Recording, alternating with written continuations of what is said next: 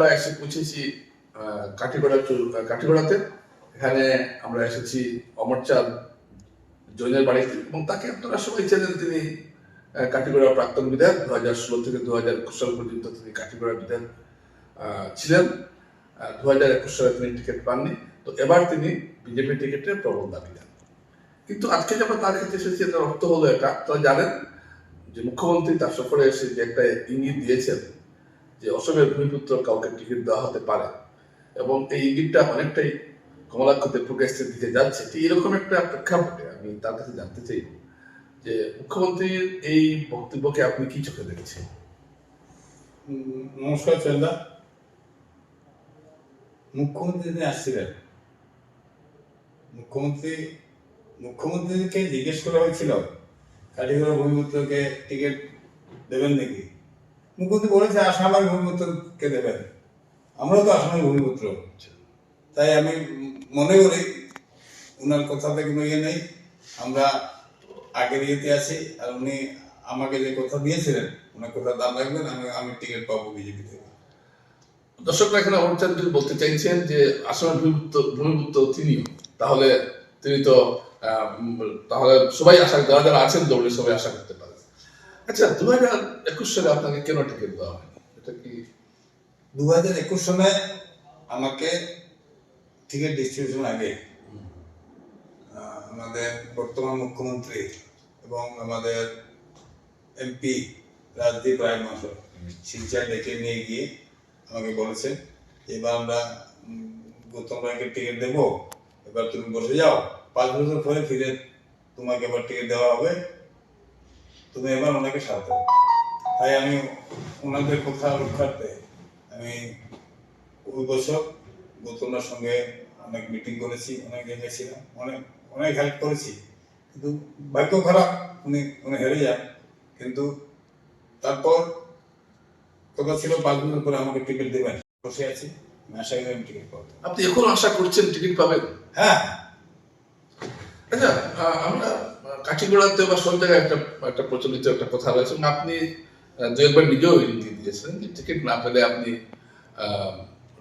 পেলেও আপনি নির্বাচনে লড়বেন। তো এটা কি ঠিক? যদি টিকিট পাই না, তখন আমার যারা সমর্থক আছেন, দেখেন খালি টিকিট পেলে তো হবে না। আমরা আমাদের যারা ফলোয়ার্স আছে, সমর্থক আছে, ওদের সঙ্গে নিয়ে চলতে হবে। তো ঠিক যদি কোনো কারণে টিকিট পাই না, আমি আমার যারা ফলোয়ার্স আছে সবাইকে নিয়ে বসবো, সবাই সঙ্গে মিলে যে ডিসিশনে সেই ডিসিশনে যাবো। আচ্ছা, কাঠিগড়ার বাজারে বা বরাকবেত্তকার রাজনৈতিক ইয়েতে একটা কথা শোনা যাচ্ছে যে আপনি নাকি কংগ্রেসে চলে যেতে পারেন, কংগ্রেসের টিকিট চাইতে পারেন। এটা কি ঠিক না এটা একটা প্রচার? এটা প্রচারটা হয়েছে পরশুদিন। আমি একটা প্রোগ্রাম ছিল বদরপুরে। আচ্ছা, বদরপুরের প্রোগ্রাম ছিল, তখন তারা এসে আমাকে নিমন্ত্রণ করে। কারা এসে নিমন্ত্রণ করেছে? এই প্রোগ্রাম যারা আয়োজক, প্রোগ্রামের আয়োজক কমিটি, মোটামুটি এটা মুসলিমদের প্রোগ্রাম। আচ্ছা, বুখারি ছিল। আচ্ছা, খতমে বুখারি। হ্যাঁ, সবুজ বুখারি। ওইখান থেকে আমাদের জলিল মৌলানার ছেলে উনি এসেছিলেন। আচ্ছা, ওনার সঙ্গে আরো 2-4 জন লোক এসেছিলেন, আমাকে নিমন্ত্রণ করে আপনি আমাদের প্রোগ্রামে আসবেন, আমাদের বর্তমান এমএলএ আসবেন, আপনি আসবেন। আমি চিন্তা করলাম, আগে আমাদের এটা বদরপুরের সঙ্গে আমরা ছিলাম না, এটা নতুন ভাবে আমার সঙ্গে জড়িত হয়েছে, সবার সঙ্গে মিলামিশার প্রয়োজন আছে। যেমন আমাদের তো মোদিজি মন্ত্র আছে, সবকা সাথ সবকা বিকাশ। সেই সুবাদে সবার সঙ্গে মিলাও হয়ে যাবে, আর ওনাদের কথা রক্ষা হয়ে যাবে। সেই সুবাদে আমি ওইদিন গিয়েছিলাম। ওইদিন যাওয়ার পর কিছু কিছু মিডিয়া বলছে মানে মুসলমানদের সমাবেশে যদি কোনো বিজেপি না, কোনো কথা নয়, এটা একটা কথা নাকি? যদি তখন আমি কোনো মুসলিম ভাষায় একটা নিমন্ত্রণে গেলাম, তাহলে আমি মুসলিম হয়ে যাবো? আর এমন তো নয় যে কংগ্রেস সব মুসলমানই কংগ্রেস, এমন তো নয়। এমন তো নয়। কত মুসলিম লোক আছে বিজেপিকে ভোট দেয়, এখন অনেক আছে। আচ্ছা, তাহলে বোঝা যাচ্ছে যে এই খতমে বুখারীর অনুষ্ঠানে যাওয়ার পর থেকেই কথাটা বেশি প্রচলিত। এখানে অমরচাঁদ বদরপুরে একটা সংখ্যালঘুদের একটা ধর্মীয় সম্মেলনে গিয়েছিলেন, এবং এই যাওয়ার পর থেকে প্রচারিত হচ্ছে যে তিনি কংগ্রেসে চলে যাচ্ছেন। আচ্ছা, এটা কি শুধু এটার জন্যই আপনারও কি মনে ইচ্ছে নেই কংগ্রেসে যাওয়ার? ধরুন আপনি টিকিট পেলেন না বা কংগ্রেস আপনাকে অফার করলো, কারণ কংগ্রেসের তো একটা নির্দিষ্ট ভোট ব্যাংক রয়েছে, তো না, আপনি আপাতত এমন কোনো ইচ্ছা আমার নেই। আপাতত নেই, মানে আগামীতে হতেও পারে। আপাতত এমন কোনো, আমি তো বললাম আগে যে যদি আমার ফলোয়ার্স, যারা ফলোয়ার্স সঙ্গে সবাই সঙ্গে বসবো, তারা আমরা সবাই মিলে যে ডিসিশনে যাবো সেই ডিসিশনের সঙ্গে আমি থাকবো। আচ্ছা আপনি কিন্তু আমাদের সবার প্রথম একটা কথা, আমাদের বাই চান্স যদি আমাকে টিকিট নাও দেয় তবুও আমার আপত্তি নেই, কিন্তু আমাদের কাঠিগড়ের ভূমিপুত্র হতে হবে। এটা কিন্তু আমাদের সবাই দাবি, খালি আমার নয়, সবাই দাবি কাঠিগড়ের ভূমিপুত্র হতে হবে। তো কি মানে আপনারা কমলাক্ষ দেবপুরকেশ সম্বন্ধে আপনাদের কি বক্তব্য, বা আপনার ব্যক্তিগতভাবে কি বক্তব্য? কমলাক্ষ দেবপুরকেশ সেখানে লড়তে ওনার চায়। সঙ্গে কি বক্তব্য বলবো, উনি তো এখনো কংগ্রেসের এমএলএ, আচ্ছা, উনি এখনো কংগ্রেসের এমএলএ। কিন্তু আপনার দল থেকে তো, জেলা কমিটি থেকে তার নাম তো গেছে। কংগ্রেসের মানে কি বিজেপি জেলা কমিটি কি নাম দিতে পারে? জেলা কমিটি থেকে কিভাবে নাম গেল, কেন গেল, তা আমি ঠিক বলতে পারবো না। এটা যদি নাম গিয়ে থাকে এটা কিন্তু যাওয়াটা উচিত হয়নি, কারণ উনি এখনো বিজেপিতে জয়েন করেননি। তার মানে আপনি বলতে চাইছেন যে জেলা কমিটি যে কমলাক্ষ দেবপুরকেশ নামটা দিয়েছে এটা উচিত নয়? উচিত না, আমার হিসাবে উচিত নয়। আচ্ছা আচ্ছা। তো এই যে নাম গেল, যে ব্যক্তি দলেই যোগদান করেননি এখনো অফিসিয়ালি তিনি কংগ্রেসের, সেই ব্যক্তির নাম বিজেপির জেলা কমিটির পাঠানো তালিকায় রয়েছে। এটা কি আপনার কাছে আশ্চর্য মনে হচ্ছে না? আশ্চর্য মনে হচ্ছে, কারণ বিজেপি কোনোদিন এরকম কাজ করে না। এটা কেন হলো, কিভাবে হলো, আমি ঠিক বুঝতে পারি না। ওই লিস্টে দেখি আপনার নামটা উপরে নেই। দেখেন, উপরের মধ্যে কথা নয়, যারা প্রথম সাবমিট 3 নম্বর সাবমিট করে 3 নম্বর সাবমিট করে 3 নম্বর। তো এই যে আপনারা যে স্থানীয় বহিরাগত যে একটা ইস্যু আপনারা এনেছেন, যে বহিরাগত কাউকে মানবো না, আপনাদের তো কাঠিগড়ায় তো বেশিরভাগ সময় দেখা যায় বহিরাগত রাজনীতি দেখা হচ্ছে, তো নতুন কি এটা? দাদা, আমি একটা প্রশ্ন আপনাকে করি। 2011 ইংরেজিতে আমরা বিজেপি থেকে নমিনেশন দেওয়া হয়েছিল অনিল দেবকে, আর কংগ্রেস থেকে নমিনেশন দেওয়া হয়েছিল আতাউর রহমান। না না, আতাউর রহমান। না, কংগ্রেস থেকে ভদ্রলোক মারা গেছে, মারা গেছেন, হ্যাঁ আমার মনে আছে, বোধপুরে ছিলেন, খ্রিস্টান ছিলেন তিনি, প্রদীপ নন্দী। প্রদীপ নন্দীকে, ইয়েস, প্রদীপ নন্দীকে। কিন্তু 2011 পর কাঠিগড়ার লোক কেউ বলতে পারবে না আজকে 15 বছর ভিতরে একদিনও অনিলদের কাঠিগড়া আসছে নাকি, না প্রদীপ নন্দী জীবিত অবস্থায় কোন কাঠিগড়া আসছে। 2000 ঠিক সেই 2016-তে আমাকে টিকিট দেওয়া হলো, আমি জিতলাম। আমি আম জনতার সঙ্গে ছিলাম, তখনও ছিলাম, আগেও ছিলাম, এখনো আছি। তারপর 2021-এ আমাকে টিকিট দেওয়া হলো না। যাই হোক, কোনো কারণে গৌতম রায়কে টিকিট দেওয়া হলো। গৌতম রায় 2021-এ হারার পর একদিনও আসছেন এই ক্যাটেগরি, কেউ বলতে পারবে পাবলিক? তাহলে যদি বাইরের লোক এসে খালি ইলেকশনের সময় টিকিট লাগে আমি এমএলএ হয়ে যাব, এই ব্যবস্থা থাকে, তাহলে আমরা সেই জন্যই আমরা বলছি ক্যাটেগরির লোক, আমরা বাইরে থেকে কাউকে আমরা ক্যাটেগরি এমএলএ করতে মেনে নেব না। দল তো বহিরাগত, তারপর স্থানীয় এসব বিজেপি দল তো এসব দেখে না, আপনারা কেন একটা নির্দিকার দিচ্ছেন? না, আমি তো আপনাকে শুক্রবার প্রমাণ দিলাম। মানে আপনারা বলছেন যে বহিরাগতরা থাকলে হারার পর আর আসবেন না, জিতার পরও হয়তো আসবেন না, এটার বড় আসেন না, হারার বড় আসেন না। এটা একটা কারণ। আম পাবলিকের দিনে রাত্রে অন্তত এমএলএর সঙ্গে একটা যোগাযোগের প্রয়োজন, সেই যোগাযোগ বিচ্ছিন্ন হয়ে যায়। সেই জন্যই আমাদের পাবলিকের সুবিধার জন্য আমাদের লোকাল যে কোনো ক্যান্ডিডেটকে আমরা এমএলএ হিসাবে দেখতে চাই। আচ্ছা, আপনি যে 2016 থেকে 21 পর্যন্ত বিধায়ক ছিলেন, মাঝখানে আপনি 5 বছর ছিলেন না, এই 5 বছর যে আপনি না থাকায় তো আপনি যে আগের যে আপনার একটা জনপ্রিয়তা ছিল বা জনগণের সঙ্গে সম্পর্ক ছিল, সেটা তো এখন আর নেই। একদম এখন আছে দাদা। আপনি সকাল থেকে এসে আমার ঘরে একদিন দিন থাকে বুঝবেন লোকের সঙ্গে আছে কিনা। মানুষের মনের ভিতরে আমি আছি, আর আমি যতদিন বেঁচে থাকবো ততদিন কাঠিগড়ার লোকের সঙ্গে আমার সম্পর্ক থাকবে। আমি যতটুকু পারবো জনসেবা করে যাবো। কিন্তু যে কমলাক্ষ দেবপুরকেশ তো বিভিন্ন সরকারি প্রকল্প যেভাবে তিনি মানুষকে দিচ্ছেন, অরুণোদয় দিচ্ছেন, তারপর মুখ্যমন্ত্রী ত্রাণ তহবিলের টাকা দিচ্ছেন, এই যে অনেক ফ্যাসিলিটি পাইয়ে দিচ্ছেন, এর ফলে তো তিনি একটা জায়গা তৈরি করে ফেলেছেন। এটা আপনারা কিভাবে কি করবেন? না, এটা ঠিক আছে। শুনুন, এটা যদি মুখ্যমন্ত্রী আপনাকে দিতেন, হয়তো আপনি হয়তো ওর চেয়ে বেশি জায়গায় তৈরি করে নিতেন। স্বাভাবিক। দেখেন আজকে যদি আমাদের ভালো রাস্তায় কাজ হয়, যে কাজ করেছে ওকে আমরা একটু সাপোর্ট করবোই।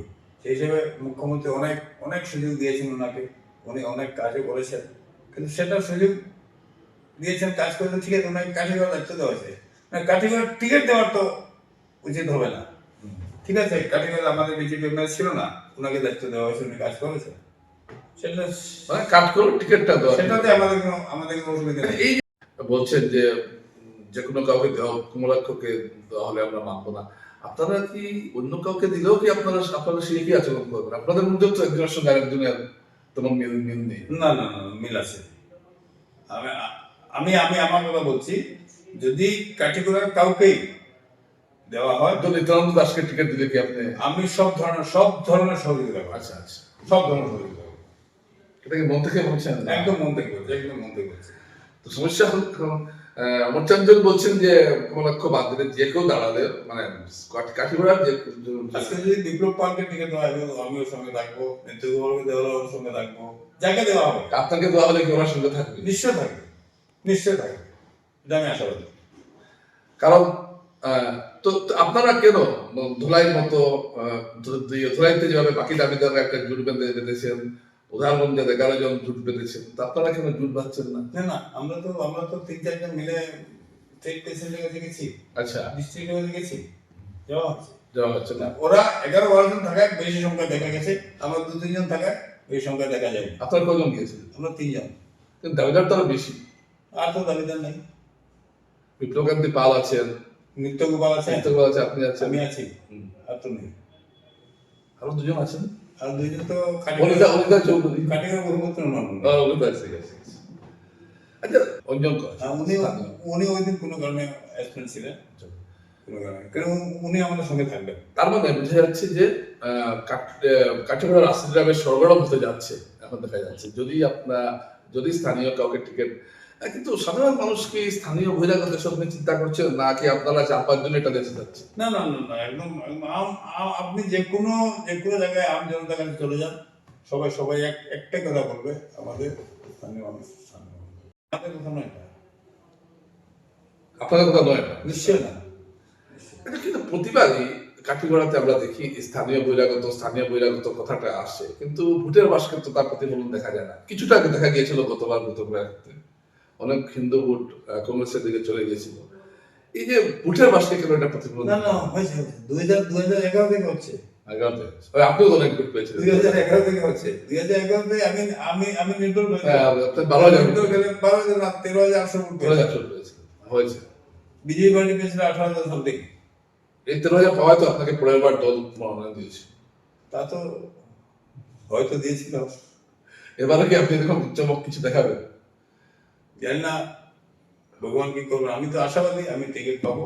আর আমি বিজেপি টিকিট পেলে কাটিগড়া অন্তত এবার 50,000 ভোট জিতবো। আচ্ছা, এই যে একটা চলছে কাঠিগড়াতে, এটা আপনি কি মনে করেন যে কমলাক্ষ দেবপ্রকাশ থেকে যদি টিকিট দেওয়া হয় তাহলে বিজেপি দলে একটা বিরাট বিদ্রোহ দেখা দেবে স্থানীয়ভাবে? বিজেপি সিটটা হারাবে, এটা কনফার্ম। মানে দলের নির্দেশ মানা হবে না? দলের না, কিন্তু যদি মুখ্যমন্ত্রী সবাইকে ডেকে বলেন যে আমি কিচ্ছু জানি না, আমার ক্যান্ডিডেটকে জেতাতে হবে, যদি হারে তাহলে যারা যারা আছো তাদের পথ ছাড়তে হবে, এরকম যদি বলেন? দেখেন, কেউ বিজেপিতে চাকরি করে না, সবাই বিজেপিকে ভালোবেসে কাজ করে। আর এরকম উনি বলবেন না, এটা আমি আশাবাদী। না, করিমগঞ্জে তো হয়েছিল। না, এরকম হয়নি, নিশ্চয় এরকম হয়নি। আমি আশা করি মুখ্যমন্ত্রী বুঝবেন, কাটিগড় সম্পর্কে পুরা রিপোর্টিং নিয়েই টিকিট দেবেন, এটা আমি আশাবাদী। দর্শকরা, অমরচাঁদ জুড়ে একজন তুখার রাজনীতিবিদ, কথাবার্তা এবং তিনি যেগুলো কথা বলছেন প্রতিটি দলের গণ্ডির মধ্যে থেকেই তিনি বলছেন। তো আচ্ছা, যদি তিনি বলছেন বিজেপি টিকিট পেলে তিনি 50,000 ভোটে জিতবেন, বিজেপি টিকিট না পেলেও আপনি জিতবেন, এখন বলতে পারবো না। আচ্ছা, সবগুলো জবাব ওখানে দেওয়ার নয়।